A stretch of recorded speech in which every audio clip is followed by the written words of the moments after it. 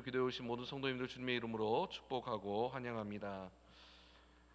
우리가 시대를 관통하는 그런 컨텐츠가 있습니다. 옛날에도 그 컨텐츠가 유행을 하였는데 지금 이 시대에도 여전히 유행하는 주제의 문화 콘텐츠가 있습니다. 한번 해보셨으면 좋겠습니다. 우리가 어렸을 때 들리는 노래나 아니면 책이나 아니면 TV에서 나오던 여러 가지 주제들 가운데 지금까지 남아 있고 지금까지 들리고 지금까지 보게 되는 주제가 무엇이 있을까요? 바로 사랑이라는 주제는 시대가 변해도 여전히 우리의 곁에 있는 것 같습니다. 우리는 모두 다 사랑에 열광합니다. 사랑을 노래하고 사랑을 보고 사랑을 읽고 사랑을 듣길 원합니다. 생각해 보면 사랑이라는 것은 그만큼 사람들에게 소망되는 무엇인가인 것 같습니다. 모두가 사랑을 하고 싶어 하지요. 또 그 사랑을 받고 싶어 하지요. 또 그 사랑을 누리고 싶어 하는 게 우리 사람의 본연에 있는 남아 있는 그런 욕망이지 않을까 싶습니다. 그래서 우리가 모두 다 사랑이 중요하고 사랑하고 싶어 하는데 중요한 것은 언뜻 우리에게 사랑은 무엇입니까? 라고 물었을 때 이에 대한 질문에 대답하기가 참 어렵다는 것을 깨닫게 됩니다. 스스로 한번 질문해 보십시오. 우리 여러분에게 사랑은 무엇입니까? 마음속으로 이야기를 하고 계시죠. 사실 사랑이라는 것은 그 시대를 살아가는 사람들의 각자의 가치관의 차이나 아니면 상황과 또한 환경의 차이에 따라서 그 답은 달라질 수 있을 것 같습니다. 그럼에도 불구하고 우리가 서로가 사랑에 대한 정의는 다르지만 사랑을 생각했을 때 우리가 공통적으로 우리가 합의하는 내용이 있습니다. 그것은 무엇이냐면 사랑은 힘이 있다는 겁니다. 사랑은 어떤 힘이 있습니까?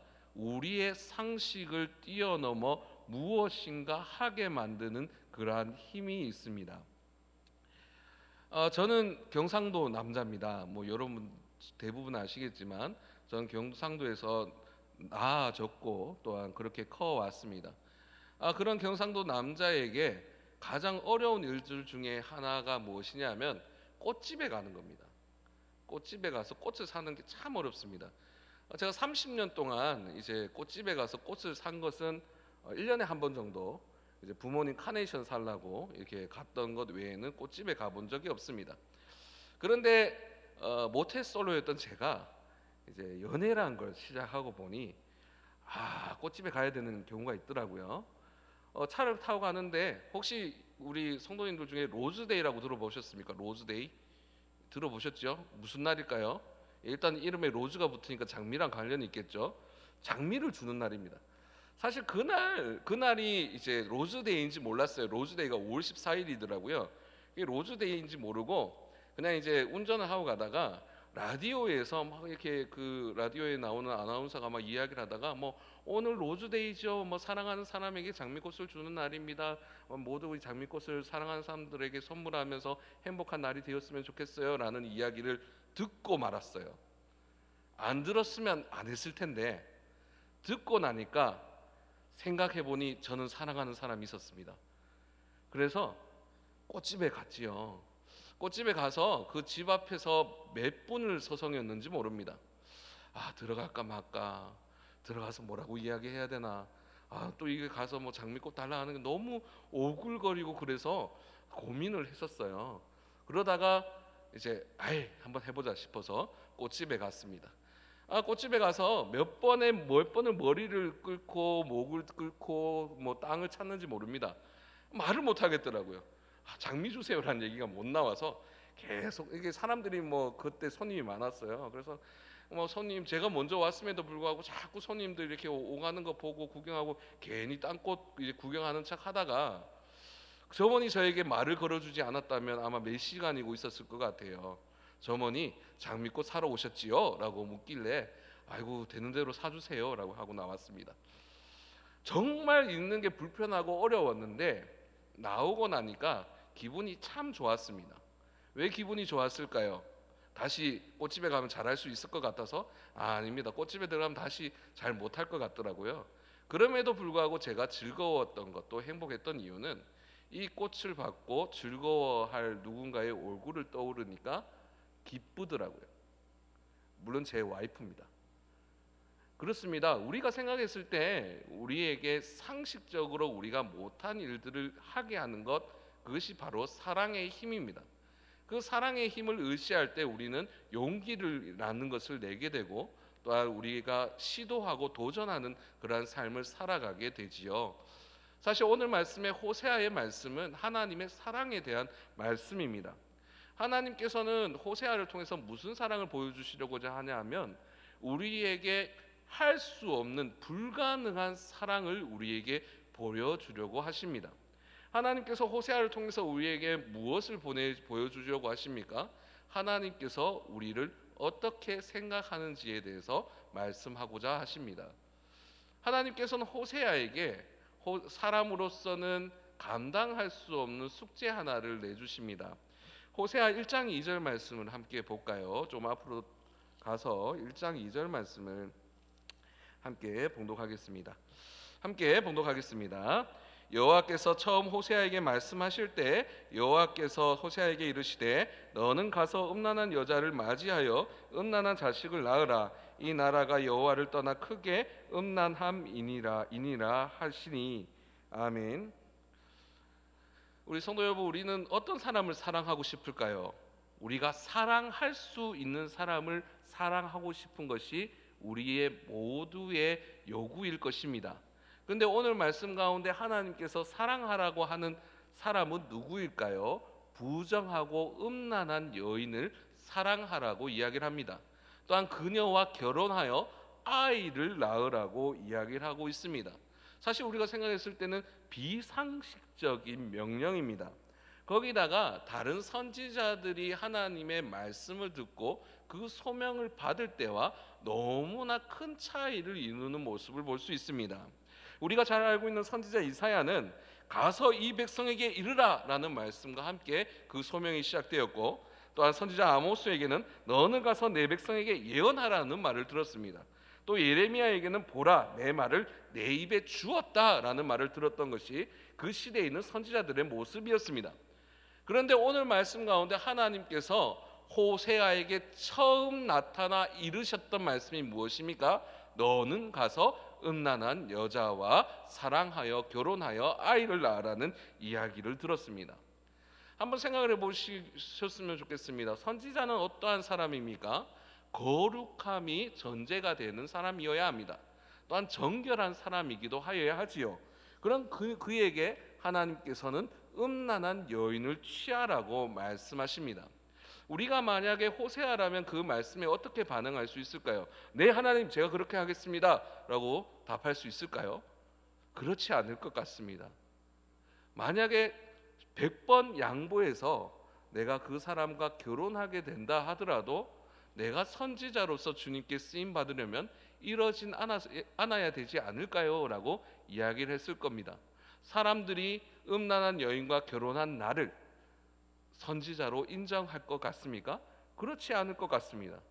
그렇게 그의 마음은 복잡한 마음들이 있었을 것입니다. 더군다나 그 당시의 율법으로는 제사장과 같이 하나님의 직분을 받은 자들에게 금기시되었던 것이 있습니다. 창녀나 이혼당한 여인이나 과부를 취하지 말라라는 율법이 있었습니다. 그러니까 음란한 여인을 취한다는 것, 그것은 율법적으로 옳지 않은 일이기도 하였습니다. 이 말이 얼마나 말이 되지 않느냐 하면 몇몇 이 시대의 성서학자들은 이 말씀이 그저 상징일 것이다 이야기를 하는 사람들이 있습니다. 왜냐하면 선지자로서의 모습 가운데 충족되지 않는 이유들이 많기 때문입니다. 그럼에도 불구하고 이 일이 우리가 사실이라고 확인되는 이유가 무엇일까요? 이어 나오는 1장 3절에서 고멜이 디블라임의 딸이라고 밝혀져 있는 내용과, 또한 오늘 우리가 볼 3장 2절에서 고멜의 몸값을 살 때의 정확한 가치가 책정되어 있다는 것을 볼 때에 우리는 이것이 하나님께서 호세아에게 명령하신 실질적으로 있었던 일임을 우리는 알 수 있습니다. 얼마나 마음이 답답할까요? 하나님께서 이렇게 말이 되지 않는 주제를 통하여서 호세아에게 또한 이스라엘 백성에게 하고자 하시는 말씀이 무엇일까요? 우리가 이렇게 말도 안 되는 요구를 들었을 때 우리에게는 기대라는 것이 있습니다. 무엇일까요? 반전이 있을 것이라는 기대지요. 호세아가 부정한 여인과 결혼을 하였습니다.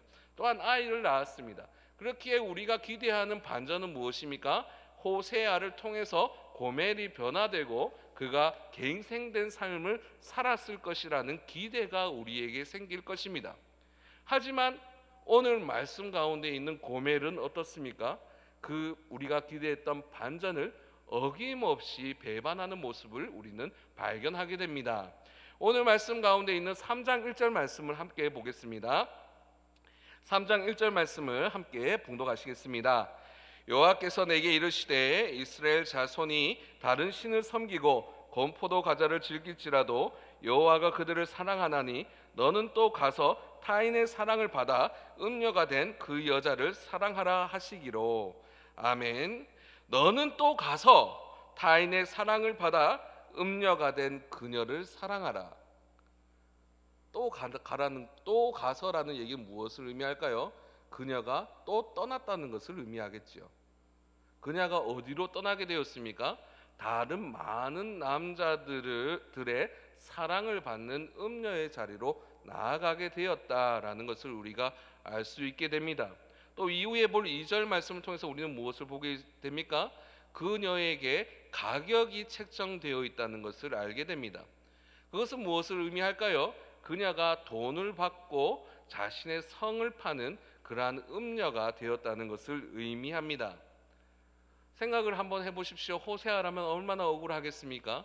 하나님께서 그에게 명령하시기로 하나님께서 결혼하라 하셨습니다. 그래서 하나님께서 결혼하라 하셨기에 하나님의 말씀에 순종하였습니다.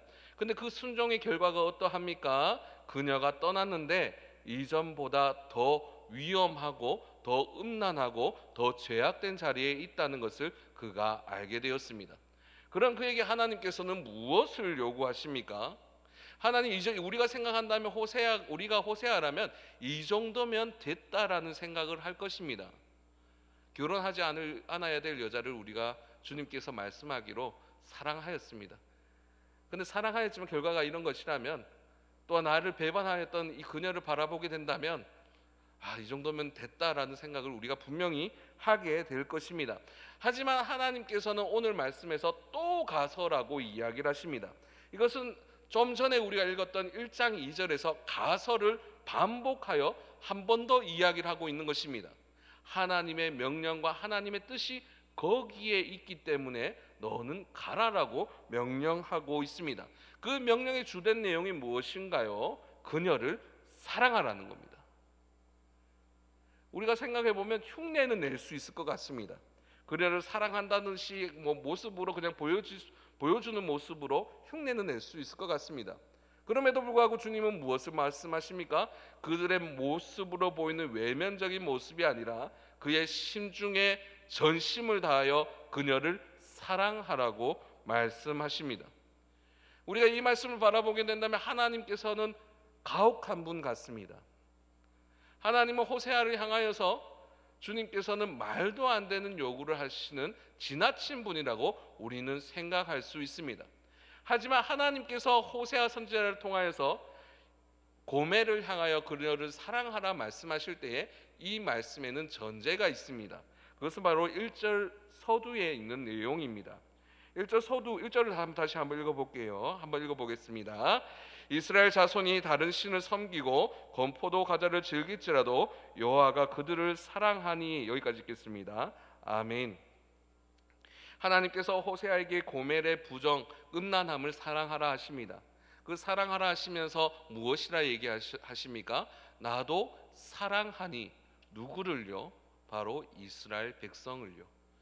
이스라엘 백성의 모습은 지금 어떠합니까? 하나님을 배반한 모습을 보이고 있습니다. 그리고 그가 무엇을 먹는다 하고 즐기고 있다고 합니까? 건포도 과자를 즐기고 있다고 이야기를 합니다. 성도 여러분, 이스라엘 민족에게 포도는 어떤 의미가 있을까요? 이스라엘 민족은 포도를 포도주로 만들어 하나님의 제사로 쓰는 경우가 있었습니다. 바로 전제로 드릴 때 하나님께 향기를 올려드려 하나님께 영광 올려드리는 것으로 포도를 썼습니다. 근데 그 포도를 지금 어떻게 만들었습니까? 건포도 과자로 만들었습니다. 이 건포도 과자는 무엇입니까? 이방 신에게 헌상하던 음식을 의미합니다. 하나님께 마땅히 드려야 될, 하나님께 마땅히 하나님을 섬겨야 될 이스라엘 백성이 하나님을 바라보지 않고 하나님을 배반하였습니다. 그리고 하나님의 은혜를 누리지 않았습니다. 이스라엘 백성의 바로 그 이름은 이스라엘입니다. 이스라엘은 무엇을 의미합니까? 하나님께 속한 자들을 의미합니다. 당연히 그 이름과 같이 그들은 하나님을 섬기고 하나님을 따르고 하나님만을 바라봐야 하는 것이 바로 이스라엘 백성입니다. 하지만 오늘 말씀 가운데 이스라엘은 이스라엘이 아닙니다. 하나님을 보지도 하나님을 따르지도 하나님을 섬기지도 않는 것이 바로 이스라엘의 사람들입니다. 그런 그들을 하나님께서는 무엇이라 말씀하십니까? 사랑하니라고 말씀하십니다. 이것을 원어 그대로 본다면 사랑하기 때문에라고 번역할 수 있습니다. 내가 이스라엘 백성들을 사랑하기 때문에, 나를 배반하고 나를 바라보지 않고 나를 섬기지 않는 저들을 아직 사랑하지 않기 때문에 너는 고멜을 사랑함을 통하여서 나의 메시지를 너의 삶을 통해 드러내라고 이야기를 하고 계시는 것입니다. 도저히 사랑할 수 없는 자들입니다. 도저히 안을 수 없는 자들입니다. 하지만 그들을 주님께서는 사랑한다 말씀하고 계십니다. 하나님께서는 1절 말씀을 이어서 호세아에게 무엇을 명하고 계십니까? 그녀를 위하여 값을 지불하라고 말씀하십니다. 2절 말씀을 함께 보시겠습니다. 2절 말씀을 함께 봉독하겠습니다. 내가 은 15개와 보리 한 호멜 반으로 나를 위하여 그를 사고. 아멘. 하나님께서 호세아에게 고멜의 값을 지불하라고 이야기를 하고 있습니다. 은 15개와 보리 한 호멜 반. 이 당시에 보리 한 호멜은 13겔, 은 13겔 정도의 값어치를 하였다고 합니다. 그렇게 우리가 계산을 해보자면 총 30세겔, 은 30세겔 정도 되는 가격이 책정되어 있다는 것을 의미합니다. 근데 이 은 30세겔은 무엇을 의미할까요? 출애굽기 21장 32절에서는 이렇게 나와 있습니다. 제가 봉독하겠습니다. 소가 만일 남종이나 여종을 받으면 소 임자가 은 30세겔을 그의 상전에게 줄 것이요 소는 돌로 쳐서 죽일지니라. 아멘. 소가 여자 종이나 남자 노예를 쳐서 죽이게 된다면 이것을 속건하는 금액으로 얼마가 책정되어 있다고요? 30세겔이 책정되어 있다는 겁니다. 자유인이었던 고멜이 천한 종만한 위치로 비천한 자리로 타락되어 있는 모습을 우리는 발견할 수 있습니다. 그녀가 그 자리에 놓여지게 된 이유가 무엇입니까? 그녀의 죄악 때문입니다. 스스로 그러한 선택을 하였습니다. 그런 그녀를, 그렇게 비천한 자리에 있는 그녀를 하나님께서는 값을 치러 사라고 이야기를 하십니다. 그것이 누구의 일이라고요? 바로 나를 위한 일. 나는 누구인가요? 바로 하나님을 위한 일이람을 말씀하고 계십니다.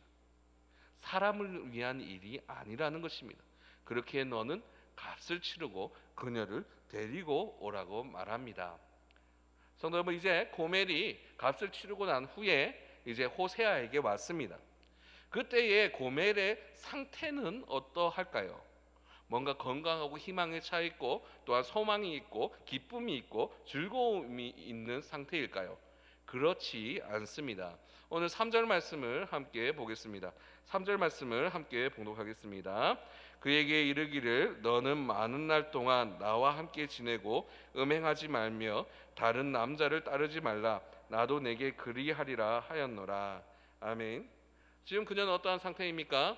어떠한 소망도 희망도 꿀 수 없는 상태입니다. 자신에게 의지가 없는 상태입니다. 본인이 선택하여서 자신의 삶을 개척할 수 없는 상태입니다. 그렇게 하나님께서 그녀를 향하여서 4가지의 방침을 세웁니다. 이 4가지의 방침을 따르라라고 이야기를 하고 있습니다. 첫 번째는 무엇입니까? 너는 많은 날 동안 함께 지내라고 이야기를 하고 있습니다. 많은 날 동안. 그것은 무엇을 의미합니까? 그녀가 만약에 호세아와 함께 하지 않는다면 그녀는 다시금 죄악된 길로 음란한 욕망을 따라 나아갈 수밖에 없는 상태라는 것입니다. 그렇기에 함께 많은 날을 지냄을 통하여서 보호함을 받으라고 이야기를 하고 있습니다.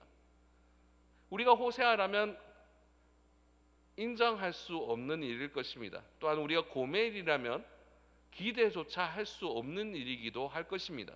자신이 배만한 사람, 남편에게 돌아갈 수 있다라는 기대가 그녀에게 없었을 것이기 때문입니다.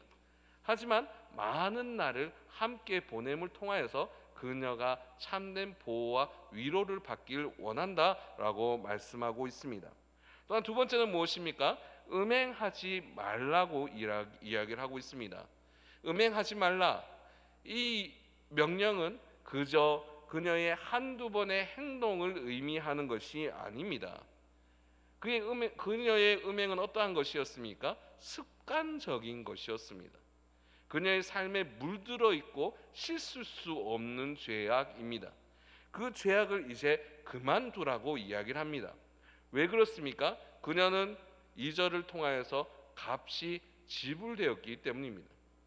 그녀가 그 값이 지불됨을 통하여서 그녀의 상태는 더 이상 죄악 아래에 있지 않게 되는 상태에 놓여 있게 되었기 때문입니다.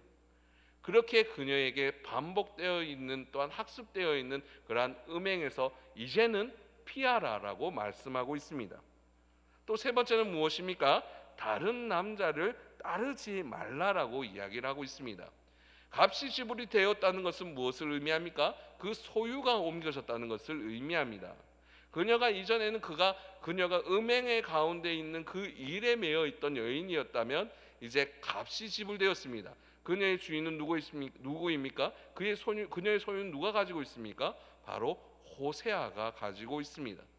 더 이상 다른 것을 바라보고 다른 것을 기대지 말고 다른 것을 소망하지 말라라고 말하고 있는 것입니다. 마지막으로는 무엇입니까? 남편이 호세아가 자신도 그러하겠다라고 이야기를 합니다. 이것은 무엇을 뜻합니까? 자신 역시도 고멜과 성적인 관계를 맺지 않겠다라고 말하는 것입니다. 우리는 이 말씀을 보았을 때 자칫 오해할 수 있습니다. 그가 그녀를 포기했다 말할 수 있습니다. 하지만 우리가 고멜이 가지고 있는 이 죄악의 원천이 어디에 있는지는 우리가 바라보아야 될 필요가 있습니다. 그녀가 끊임없이 성적인 탐닉을 가지고 음행하게 된 이유가 무엇입니까? 그녀의 욕망 때문입니다. 성적인 욕망을 그녀가 주체하지 못하기 때문에 그녀는 음행하게 되고 그 습관에 빠지게 되고 죄악을 짓게 되었습니다. 그렇게 그녀에게 이제는 그녀의 그 원인이 되는 그 성적인 원인에서 그녀를 보호하고 있는 것입니다. 더 나아가 그녀가 이제는 정결케 됨을 통하여서 온전한 회복을 이루는 길로 나아가게끔 하고 있는 것입니다. 오늘 말씀의 가운데 있는 호세아를 통해서 하나님께서 명령하신 이 모든 사랑은 일반적이지 않는 사랑입니다. 누가 배신하고 배반한 사람을 용서하고 사랑할 수 있습니까? 누가 자신을 떠난 사람을 값을 주고 다시 데려올 수 있습니까? 또 값을 주고 구해오기까지도 이해할 수 있다면 더 나아가 그녀를 위하여 보호하며 위로하고 회복시킬 수 있는 사랑이 어떻게 있을 수 있습니까? 하나님께서는 호세아를 통하여서 그녀를 사랑하라 하셨습니다. 그 사랑하라는 그 시선은 그저 일반적인 사랑이 아니라 그 일반적인 가치를 넘어서는 사랑입니다. 왜 그렇습니까? 하나님께서 그러한 가치로 이스라엘 민족을, 북이스라엘 왕국을 사랑하셨기 때문입니다. 오늘 말씀의 3절의 말씀을 이후에 하나님께서는 고멜의 사랑을 통하여서 이스라엘 민족을 바라보고 계십니다. 4절 5절 말씀을 함께 보겠습니다. 4절 5절 말씀입니다. 함께 봉독하겠습니다. 이스라엘 자손들이 많은 날 동안 왕도 없고 지도자도 없고 제사도 없고 주상도 없고 에봇도 없고 드라빔도 없이 지내다가 그 후에 이스라엘 자손이 돌아와서 그들의 하나님 여호와와 그들의 왕 다윗을 찾고 마지막 날에는 여호와를 경외함으로 여호와와 그의 은총으로 나아가리라. 아멘. 1절 말씀을 우리가 봐와서 알고 있듯이 이스라엘 민족, 이스라엘 왕국은 다른 신을 섬겼습니다. 그리고 그것이 그들의 기쁨이라 여겼던 사람들입니다. 그런 그들의 미래에 어떠한 일이 있게 됩니까? 많은 날 동안에 왕도 없고 지도자도 없게 됩니다. 이것은 무엇을 의미할까요? 그 나라의 소유를 그들이 잃게 된다는 것을 의미합니다. 더 나아가 그들이 다른 왕국의 지배를 받게 될 것임을 말씀하고 있는 것입니다. 그들이 자신의 나라를 잃었을 때에 그 많은 날 동안 일어나는 일은 무엇입니까?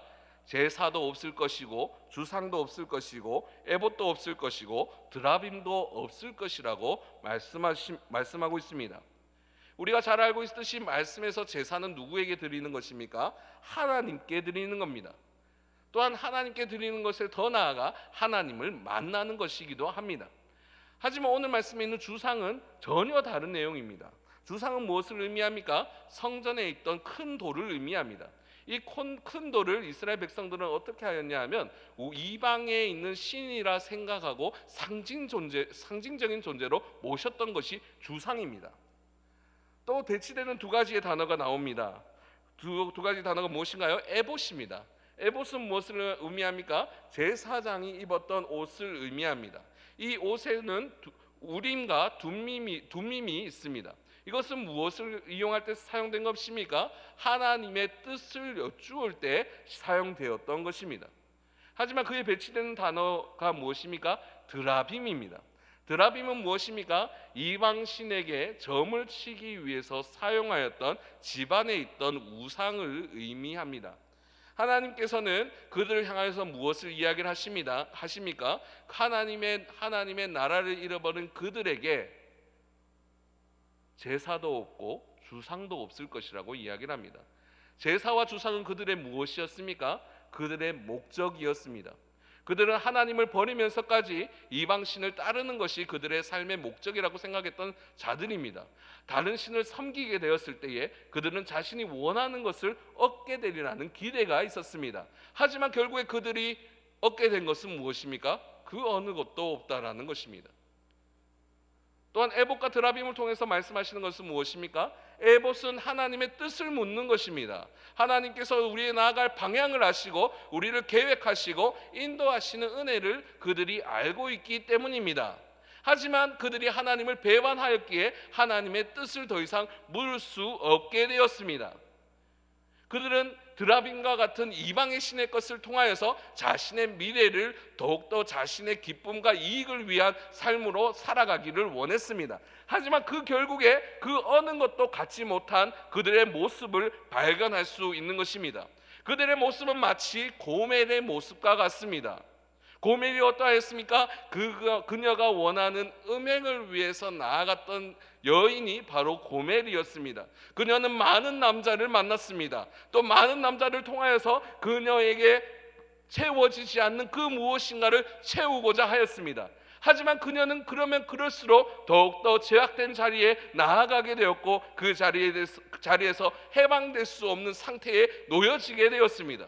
그녀는 그곳에 이르게 되었을 때 남편에게 돌아갈 수도 또한 지금에 있는 상황에서 벗어날 수도 없는 여인이 되게 된 것입니다. 그런 여인을 누가 사랑하셨습니까? 하나님께서 사랑하라 하셨습니다. 이것은 무엇을 의미합니까? 이스라엘 민족의 미래를 이야기를 하는 것입니다. 그들이 그들의 범죄함을 통하여서 길을 잃게 될 것입니다. 그들의 범죄함을 통해서 구제받을 수 없는 여인과 같이 되게 될 것입니다. 하지만 하나님께서는 5절을 통하여서 무엇이라 얘기를 하고 있습니까? 하나님께서는 그들에게 하나님의 은총을 찾고 하나님의 은총을 회복하게 되는 날이 오게 될 것임을 말씀하고 계십니다. 하나님은 어떠한 하나님이십니까? 하나님께서는 공의의 하나님이십니다. 하나님께서 공의의 하나님이시라는 것은 무엇을 의미합니까? 하나님께서는 결국 그 죄악을 심판할 수밖에 없는 분입니다. 하지만 그 심판의 자리에 주님의 사랑이 남아 있습니다. 그들의 죄악은 심판되어야 하지만 그들이 가장 중요하게 생각했던 그 나라는 사라지게 될 것이지만 하나님의 사랑은 여전히 그들을 향해 있음을 말씀하고 계시는 것입니다. 그들은 죄악된 자들입니다. 음녀와 같은 자들입니다. 자신의 이익과 자신의 기쁨과 자신의 즐거움을 위해서 하나님을 버린 자들입니다. 하지만 주님은 그들을 사랑하고 계십니다. 하나님께서는 주님의 은혜와 사랑을 그런 자들에게 향하고 계시다고 말씀을 통해서 우리에게 이야기하고 계십니다. 성도 여러분, 오늘 말씀의 내용이 우리에게 너무나 익숙한 내용이지는 않습니까? 고멜의 모습, 또한 북이스라엘 왕국의 모습, 그 모습이 우리가 예수 그리스도를 만나기 전 우리의 죄악된 모습과 닮지 않아 있습니까? 우리가 바로 그들이었습니다. 우리가 고멜이었습니다. 우리가 북이스라엘 왕국에 있는 그 사람들이었습니다. 주님을 바라보지 않고 주님을 의지하지 않고 주님을 소망하지 않은 자들이었습니다. 주님의 성소 안에서 자신의 기쁨과 즐거움 위해서만 살아갔던 자들이 바로 우리였습니다. 주님을 바라봐야만 함에도 불구하고 주님을 의지하지 않았던 자들이 바로 우리였습니다. 그리고 저였습니다. 그런 우리를 주님께서는 사랑하여 주셨습니다. 비천하여 바라볼 수도 없는, 고개도 들 수 없는, 어떠한 희망도 소망도 없이 무기력해버린 우리의 삶에 주님께서 찾아와 주신 것입니다. 오늘 말씀 가운데 종과 같이 된 고멜을 은 30세기를 통하여서 건졌던 내용을 우리는 바라봅니다. 우리의 죄악을 위해서 하나님 아버지께서는 예수 그리스도를 이 땅에 보내주셨습니다. 예수 그리스도는 은 30세겔에 의하여서 골고다의 길을 오르셨습니다. 또한 죽임을 당하셨습니다. 그렇게 생각한다면 예수 그리스도의 가치가 은 30세겔일까요? 그렇지 않습니다. 바로 비천한 우리들이 그 은 30세겔의 가치를 가지고 있는 비천하고 연약하고 죄악된 자임을 우리는 잊지 않아야 하는 것입니다. 사도 바울은 이렇게 고백합니다. 로마서 5장 8절에 우리가 아직 죄인 되었을 때에 그리스도께서 우리를 위하여 죽으심으로 하나님께서 우리에게 대한 자기의 사랑을 확증하셨느니라. 아멘. 우리의 죄악, 우리가 아직 죄인 되었을 때에, 우리가 고멜 같을 때에, 우리가 우리의 삶 가운데 버림받았을 때에 누구만은 기억하고 계셨다고요? 바로 하나님만은 우리를 기억하고 계셨습니다. 그리고 하나님께서 우리에게 그 사랑을 포기하지 않으셨습니다. 그 사랑을 가진 자들이 바로 우리입니다. 성도 여러분, 오늘 말씀을 통하여서 우리가 우리의 모습을 돌이켜볼 필요가 있을 것 같습니다. 코로나19에 대한 상황 가운데 우리의 마음 가운데는 두려움이 자리 잡아 있습니다. 또한 우리의 삶 가운데 우리의 보이지 않는 미래로 통하여서 낙심되고 낙단되는 우리의 삶을 우리는 바라봅니다. 하지만 그때에 우리가 기억해야 될 것은 무엇입니까? 지금 우리가 여기까지 있게 된 것, 그것은 누구의 힘으로, 누구의 능으로 된 것입니까? 바로 비천한 우리의 능력이 아니라 뜨겁게 아직도 사랑하시는 주님의 은혜로 우리가 이곳까지 나오게 됐다는 것을 우리가 잊지 않아야 합니다. 주님은 여전히 우리의 모습이 어떻든, 우리의 상태가 어떻든, 우리의 상황이 어떻든 우리를 여전히 사랑하고 계십니다. 그 사랑을 우리가 잊지 않고 주님을 붙들며 나아갈 때 주님께서는 분명히 우리의 삶을 통하여서 주님의 놀라운 은혜를 허락하여 주실 것입니다. 우리의 상황이 우리의 삶을 끊을 수 없습니다. 우리의 환경이 우리의 삶을 끊을 수 없습니다. 사도 바울은 로마서 8장 35절을 통해서 우리에게 말하고 있습니다. 누가 우리를 그리스도의 사랑에서 끊으리요? 환난이나 공고나 박해나 기근이나 적신이나 위험이나 칼이랴. 아멘. 우리의 삶을 끊을 수 있는 것은 그 어떠한 상황과 환경과 타인의 협박과 타인의 관계와 타인의 상황과 경제와 돈과 그 모든 문제가 아닙니다. 주님은 모든 상황 가운데 아직도 우리를 향한 사랑을 이끌고 계심을 우리는 잊지 않아야 합니다. 또한 우리가 기억해야 될 것이 무엇입니까? 우리가 그 사랑을 기억한다면, 우리의 삶을 통하여서 주님 고멜과 같은 우리의 삶을 주님께서 구원하시고 이끌어 주셨으며 또한 그 사랑을 끊이지 않으므로 우리에게 희망과 소망을 허락하셨다는 그 사실을 우리가 잊지 않는다면 우리의 시선은 어디를 향해야 될 것입니까? 바로 우리와 같은 자들을 향하여 나아가 보아야 할 것입니다. 주님께서는 호세아를 통하여서 고멜을 그 사랑을 전하라 하셨습니다. 사랑할 수 없는 자였습니다. 함께 있을 수 없는 자였습니다. 배반하고 배신하고 자신의 마음을 핥히었던 자이기도 하였습니다. 하지만 주님께서는 말씀하십니다. 내가 너를 사랑하였듯이, 내가 이 민족을 사랑하듯이 너도 그녀를 사랑하라 말씀하십니다. 우리에게 고멜은 누구입니까? 우리가 사랑할 수 없는 자가 누구입니까? 우리가 함께할 수 없는 자가 누구입니까? 그 어느 것도 이유가 되지 않음을 오늘 말씀을 통해서 우리는 발견해야 합니다. 주님은 우리를 사랑하십니다. 사랑하기 때문에 우리를 이 자리까지 이끌고 오셨습니다. 그 사랑은 우리의 영원토록 우리의 삶과 함께 할 것입니다. 그거면 우리의 삶에 족하다는 것을 우리는 잊지 않아야 합니다. 우리가 타인을 사랑할 이유, 그것은 우리에게 무엇인가 갚아져야 될 감정이나 또한 눈에 보이는 물질들이 아닙니다. 그 이유는 무엇입니까? 우리가 이미 고멜을 향한 그 사랑을 경험한 자이기 때문입니다. 성도 여러분, 오늘 이 시간 우리가 주님을 바라보기를 원합니다. 주님의 은혜를 바라보기를 원합니다. 주님의 사랑을 바라보기를 원합니다. 우리가 사랑하기 때문에 우리의 삶을 주님께 드리기를 원합니다. 그것이 우리의 진정한 고백이 되는, 우리의 삶의 전부가 되는 그러한 은혜가 저에게, 우리 모든 성도님들에게 있기를 주님의 이름으로 소망합니다. 온전히 주님을 의지하기를 원합니다. 그 사랑을 바라보기를 원합니다. 그 사랑의 은혜를 누리기를 원합니다. 사랑하기 때문에 사랑할 줄 아는 주님의 참된 백성 되시는 우리 모든 성도님들 되시기를 주님의 이름으로 소망합니다.